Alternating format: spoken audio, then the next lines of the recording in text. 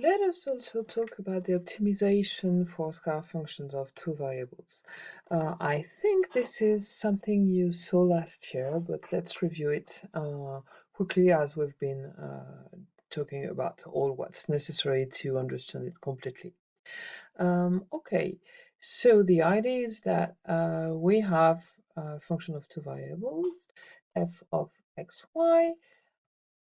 Okay, and all right, two variables. You've got some kind of representation for a possible function here. So it gives you a surface in R3, and we want to find the minima and the maxima, which may be local, of the function, meaning the highest or lowest values of this function. So actually, it all starts with the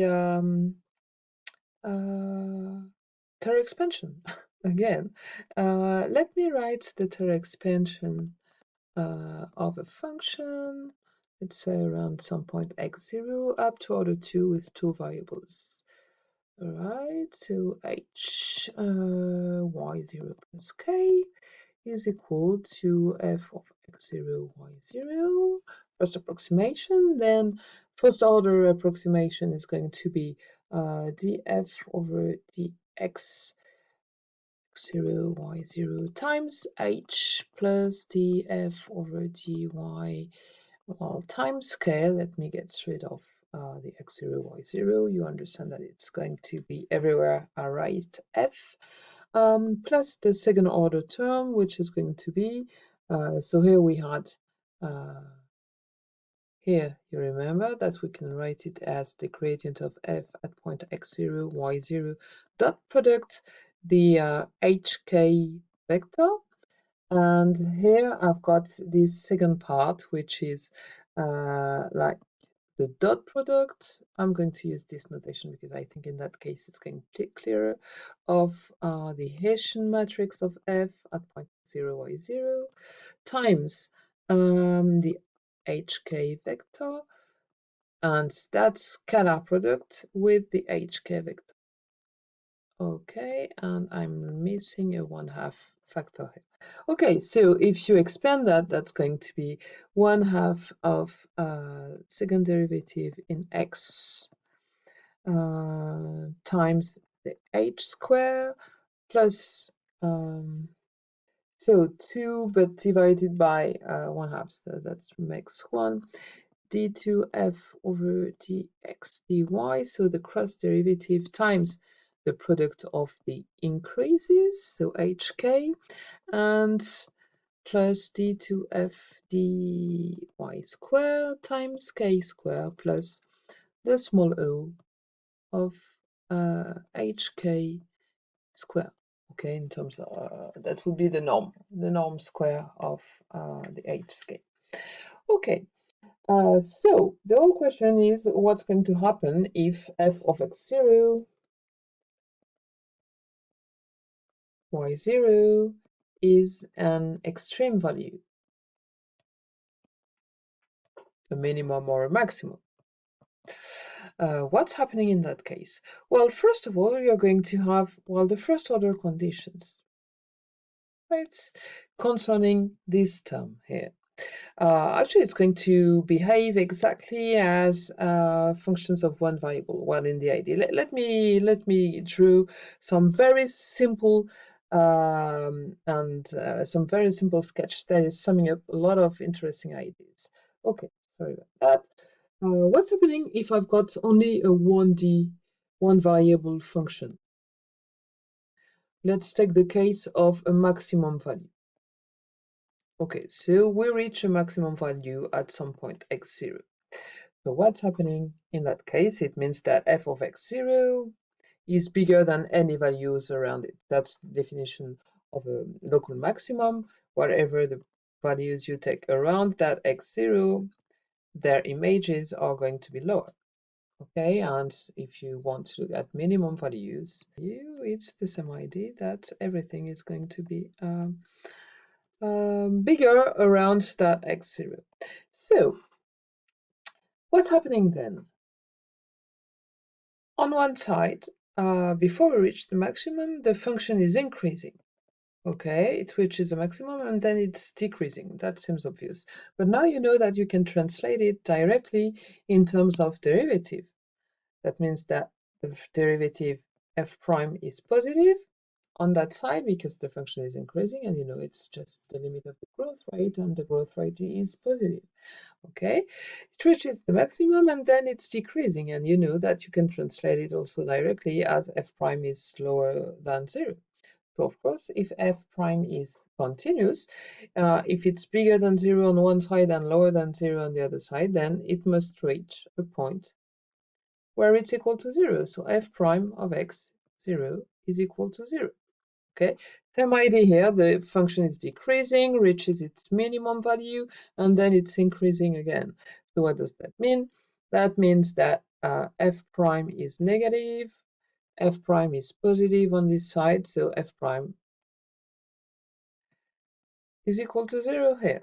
Okay, so that's what we call x0. Any point where the function has a derivative that collapses is called a critical point. So critical point,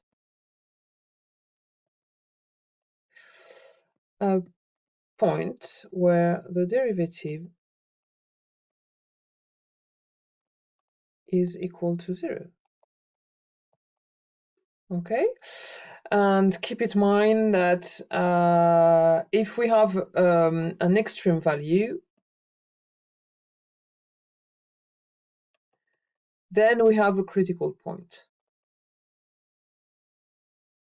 But the reverse is false, and this is something very important. Okay, the reverse is false. Think, for instance, as this kind of stuff, as that would be x cubed, right? In 0, the first derivative is going to be 0, even the second derivative is going to be 0. However, so that's a critical point. However, it's not an extreme value. Okay, it's an inflection point. Actually, that's what it's called here. That's an inflection point. Right. So now let's see what's happening for functions of two variables. Functions of two variables, I'm going to give it a try at doing my usual nice mountain. Okay, so you have something like this, and obviously you're going to reach a maximum value here at the top of this stuff, of this surface. All right, so what's happening? What are the partial derivatives actually? We must understand that the partial derivative are going to be the derivatives according to each direction. So let's say this is going to be in the x direction. So the partial derivative in the x direction is just going to be, well, the slope of this curve that you obtain when you cut this surface with the plane of equation y is equal to y0. Okay, so the partial derivative again is going to behave exactly the same way. It's going to increase on one side. Okay, it's going to increase on one side, get to 0, and decrease on the other side. So if we have a maximum, then df over dx has to be 0 at this maximum point. And similarly in the other direction, so that would be the partial derivative according to y. Okay, well, that would be the cut of this surface by the plane of equation x is equal to x0. And again, we have exactly the same thing happening. We have that this curve is increasing, reaches its maximum, decreases.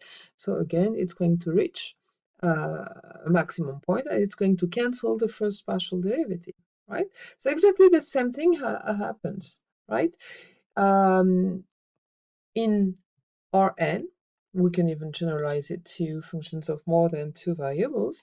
In Rn, we have that the gradient of f of x1 up to xn is equal to 0.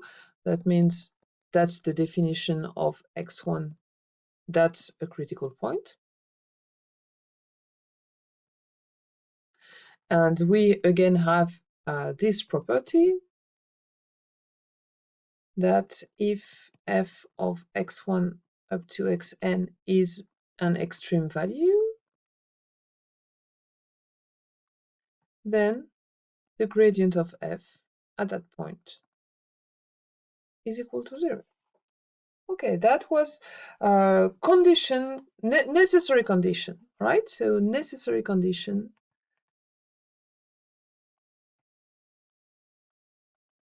for extrema, gradient of f is equal to 0. However, it's not going to be, but it's not a sufficient condition.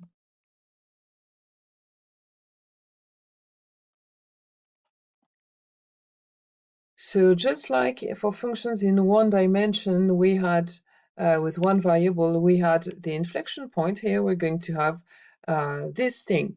You see, we have something very similar happening. We have that it's increasing on this side, but however, it's so that the partial derivative is going to cancel in that direction, but it's decreasing, reaches a minimum, and increases again on the other in the other direction. So here, both partial derivatives are canceling. So we have a critical point. But it's neither a maximum nor a minimum, okay? And so because it depends on how you look at it, in one direction it's going to be a maximum, in the other a minimum, but globally it's nothing. Well, it's called a saddle point because it looks like the saddle of a horse, or in French we also say poincelle, or we can also call that in French again point col, as a mountain pass, okay? All right, so a critical point, having a critical point is a necessary condition of optimization, but it's not a sufficient.